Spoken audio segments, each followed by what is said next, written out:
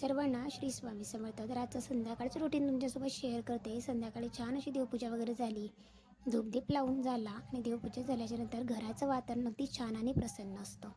त्याच्यानंतर लगेचच इथे मला राजमा चावल बनवायचे होते. त्याच्यासाठी राजमा मी छान असा भिजत टाकून 2-3 शिट्या लावून घेतल्या. छोटंसं पातेलं घेतलं, त्याच्यामध्ये जिरं, मोहरी, कांदा, छोटासा एक टोमॅटो मी ऑलरेडीच मॅश करून घेतलेला होता, जो की राजमा कुकरमध्ये लावला तेव्हाच. साईडला राईससुद्धा लावला होता. तोपर्यंत म्हटलं चला इथे राजमाला फोडणी देऊन घेऊया.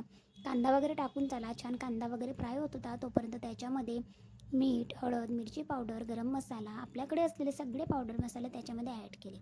किचन किंग गरम मसाला, थोडीशी हळद आणि छान असं मिक्स करून झाल्याच्यानंतर वेगळाच फ्लेवर मात्र राजमाला येतो. त्याच्यानंतर लगेचच त्याच्यामध्ये राजमा या स्टेजला ॲड करून दिला. राजमा ॲड केला. मी तर ऑलरेडी कांद्यात टाकला असल्यामुळे कांदासुद्धा लवकर मऊ झाला आणि कांदा छान असा बारीक कट करायचा, जेणेकरून कळतसुद्धा नाही का याच्यामध्ये राजम्यामध्ये कांदा होता किंवा नाही. लगेचच राजमा ॲड केला. थोडंसं अगदी किंचित पाणी ॲड केलं, हिरवीगार कोथिंबीर गार्निश केली आणि लीड ठेवून थोडं 10 ते 15 मिनटं होऊ दिलं. कारण राजमा कितीही झाला तरी थोडासा कडक असतो, म्हणूनच मी गरम पाण्यामध्ये भिजत टाकते, जेणेकरून छान असा तो मॅश होतो. छान असा राजमा तयार झाला. राईसही झालेला होता. नंतर इथे राजमा आणि चावल छान असं गरमागरम जेवण केलं.